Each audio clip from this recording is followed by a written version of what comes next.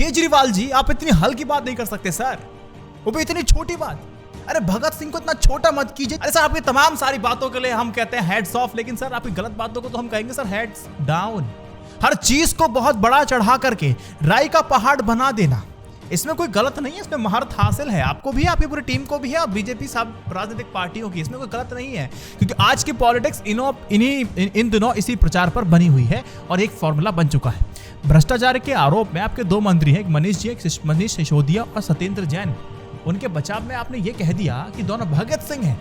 जैसे अन्ना हजारे को उस समय गांधी बनाया गया था और आज आपने सिसोदिया और सत्येंद्र जैन को भगत सिंह बना रहे हैं। इसमें गलत क्या आप मेरे से जानना चाहेंगे? मैं आपको बताता हूं उसमें गलत क्या है। सर पहले भगत सिंह थे क्या, ये समझना पड़ेगा। अरे भगत सिंह अपने समय के तमाम महान क्रांतिकारियों से बहुत आगे थे साहब, बहुत आगे, बहुत आगे। उनके समकालीन महान क्रांतिकारी में अगर आप देखेंगे तो चंद्रशेखर आजाद ने भी शहादत दी थी, राम प्रसाद बिस्मिल ने भी अपनी शहादत दी थी, अशफाक उल्ला खान ने भी फांसी पर चढ़े थे। और उस समय तो राजगुरु और सुखदेव तो भगत सिंह के साथ ही फांसी के फंदे को चूमा था साहब। उसके बावजूद शहीद आजम कौन कहलाया गया? भगत सिंह। वे अंग्रेजी हुकूमत से लोहा ले रहे थे, तमाम समकालीन क्रांतिकारियों और शहीदों से बड़े थे भगत सिंह, तभी शहीद आजम हुए ना भाई साहब, तभी उनका सबसे बड़ा शहीद माना गया। सोचो, जब उनका समकालीन कोई भी शहीद उनके बराबर नहीं हुआ या फिर किसी को भगत सिंह नहीं माना गया, और अब आप बात करते हैं 100 साल बाद छुट भैया नेताओं को भगत सिंह की उपाधि दे रहे हैं। उनको भगत सिंह बताना शहीद आजम का कितना बड़ा अपमान है, आपको समझ में नहीं आ रहा।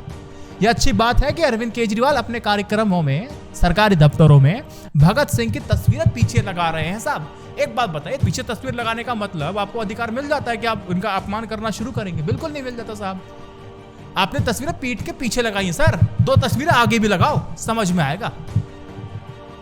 अरे आपने ना दो मंत्रियों का भगत सिंह जो आपने बताया ना, उनके खिलाफ हो क्या रहा? कौन सी क्रांति कर रहे हैं? भ्रष्टाचार के आरोप लगे। सही है, गलत है, बहुत सही है, गलत है, आगे पता चलेगा ना। मनीष सिसोदिया के ऊपर कई शराब नीति में घोटाले करने का आरोप है, उनके करीबियों पर पैसा लेने का आरोप लगे हैं, सिर्फ इसीलिए कि जांच करने वाली एजेंसी विपक्षी पार्टी की सरकार के अधीन आती है। तो ये नहीं कहा जा सकता ना। हाँ, इनका कह सकते हैं कि ये तो इस्तेमाल इस तरह से करते हैं, लेकिन कैसे कह देंगे आरोप गलत है साहब? लग जाए तो रिपोर्ट। इस तरह सत्येंद्र जैन के ऊपर हवाला से पैसा लेने की, हेरा फेरी की आरोप लगे थे इनके ऊपर। वे कई महीनों से जेल में बंद हैं। उनकी पूछताछ को लेकर के जो खबरें सामने आई हैं, उसमें बताया जाता है कि वो बार बार ये दावा करते हैं कि उनकी याददाश्त चली गई है।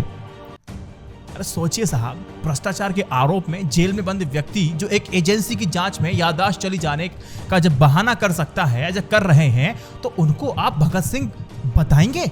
आजादी के महान शहीदों का अपमान मत कीजिए सर। आपका सम्मान नहीं बढ़, अगर आप सम्मान नहीं बढ़ा सकते हैं तो कम से कम उन्हें छोटा तो मत कीजिए, बरकरार रखिए। अपनी लड़ाई आप खुद लड़िए। जनता के पैसे से सत्ता का आनंद भोग रहे अपने मंत्रियों को उनकी लड़ाई खुद लड़ने दीजिए सर। उन्हें भगत सिंह बता करके शहीद आजम की अपमान मत कीजिए। मेरी समझ के हिसाब से तो भाई साहब ये बीजेपी की बहुत दूध की धूली नहीं है ये। इनकी बात मैं लगातार कर चुका हूं। अच्छा, मैं एबीपी न्यूज पे ना मनीष सिसोदिया की क्लिप देख रहा था और उपाध्याय साहब ने एक सवाल पूछा था। क्या था कि आप बिल्किस बानो की बात नहीं करते। कमेंट भी आया था यही कि बात क्यों नहीं करते। अरे मनीष सिसोदिया ने पता क्या बोला? मैं स्कूल की बात करता हूं। अरे क्या बेटियों की बात करने के लिए एक अलग प्रवक्ता नियुक्त करेंगे आप? अरे साहब, आपके पुराने ट्वीट्स अगर खगान के देखें तो आप मतलब पूरी कहानी बदल जाती है ना। मनीष सिसोदिया जी, आप क्यों बात नहीं करते हैं? आपको सिर्फ बताता हूं, आगे बात करूंगा आपके लिए। पहले ट्वीट देखिए साहब, इतिहास पे ले चलते हैं, आपको खंगालते हैं। पहले देश की बेटियों को जगाया करते थे साहब ये। अब शायद देश में ना शिक्षा स्कूल मॉडल नहीं, तब शायद स्कूल में शिक्षा मॉडल नहीं आया होगा। दिल्ली में स्कूल नहीं बने थे। दामिनी, तुम मर नहीं सकती, तुमने देश को जगाया है, तुम करोड़ों लोगों के दिलों में जिंदा रहोगी। मनीष सिसोदिया 2012 में ऐसी बातें करते थे। 2022 में 10 साल में पता नहीं क्या बदल गया इनका इतना सब कुछ। मैं कल कमेंट सेक्शन में आया था कि सबसे हैरानी वाली बात यह है कि ये उसका विरोध क्यों नहीं कर रही है, रिहा कर दिए तो आप समझ जाओ। अगर आज कोई दामिनी जिसके साथ अत्याचार हुआ है तो क्या उसके लिए ऐसे ही बोले जाएंगे? भैया मैं तो सिर्फ स्कूल की शिक्षा की बात करता हूं 2022 में, जिसे कहा जा रहा है। या फिर अभी गुजरात चुनाव है, इसके बाद बात करना है आपको? सवाल निशान है। हो सकता है इसके बाद ही कोई कमेंट इनके पास से निकल के आए, लेकिन तब तक नहीं आएगा, ध्यान रखना। अरे करोड़ों दिलों में दामिनी आज भी जिंदा है, वो मर नहीं सकती है। तो बिल्किस बानो क्या है भाई? वो समुदाय क्या है जिसकी कोई बात ही नहीं कर रहा है? बताइए आप साहब। अरे पता है ना कि मुस्लिमों की बात करेंगे इनके वोट बैंक खिसक जाएंगे। मनीष सिसोदिया जी, आपको बस इतना ही तो कहना था, बिल्किस बानो के साथ गलत हुआ है, सिर्फ इतना ही कहना था आपको, और तो कुछ कहना ही नहीं था कि आपको भी टीम लगती कि हाँ 4-4 शब्द ऐसे से बोल रहे हैं। आप इतना भर कह भी देते ना तो लोगों में विश्वास बचा रह जाता। आप तो वोटों की खातिर सामने मतलब नेस्तनाबूद मतलब दंडवत करना शुरू कर दी सर आपने। आपकी राजनीति तो कभी ऐसी नहीं थी साहब, बिल्कुल नहीं थी। अरे खेल में एक अगली खबर सुनिए, खेल में सियासी नफरत किस हद तक पहुंच गई है यह मैं आज आपको समझा देता हूं। बीसीसीआई के सचिव हैं जय शाह। देखिए साहब, उन्होंने बोला कि पाकिस्तान में एशिया कप खेलने से हम मना कर रहे हैं। पाकिस्तान में एशिया कप होगा, हम नहीं खेलेंगे। अब पाकिस्तान बोला कि 2023 में तुम्हारे पास क्यों आएंगे फिर? अब जब शाह ने क्या कारण बताया वो नहीं समझ में आया। मैं आपको छोटी सी बात बताऊं, ये छोटा सा ऑब्जर्वेशन है, बात भी कुछ नहीं है। वजह चाहे जो भी समझो, लेकिन दोस्त अभी ना गुजरात और हिमाचल प्रदेश में चुनाव है। अगर भारत ने पाकिस्तान जाकर क्रिकेट खेल लिया तो भाई साहब अपने समर्थकों को कैसे बताएंगे? सबक सिखाना है तो हमारा गोदी मीडिया भारत पाकिस्तान का जो जहरीला लगातार जो मसाला परोसता रहता है, जो बाइट्स चलाता रहता है, यहां से वो हो गया, वहां से ये हो गया, भारत अब ये कर देगा, वहां से ये नहीं हो पाएगा, ये कैसे कर पाएगा? अरे देखो, रोजर बिन्नी आज बीसीसीआई का अध्यक्ष बनने वाले हैं। ये क्या है? एक कड़ी समझने की कोशिश कीजिए। जब बंगाल में चुनाव होने थे तो सौरभ गांगुली को अध्यक्ष बना दिया, फायदा होता है नहीं होता है। अब कर्नाटका में चुनाव होने हैं तो बिन्नी साहब को बना दिया। समझ पाए नहीं समझ पाए, इससे ज्यादा क्लियर कुछ होगा? ये बहुत खतरनाक लोग हैं भाई साहब, बहुत खतरनाक है। राजनेता बहुत खतरनाक है। फिलहाल कांग्रेस के नए अध्यक्ष बन चुके हैं मल्लिकार्जुन खड़गे। अब सवाल बीजेपी की तरफ से उठाया जा रहा है कि भैया रिमोट कंट्रोल वाले अध्यक्ष हैं, ये खुद कुछ नहीं कर पाएंगे। मतलब कह कौन रहा है जो आधा पानी में खुद डूबा हुआ है और जो पानी पूरा डूबने के बाद पाइप ऊपर लगा के सांसें ले रहा है?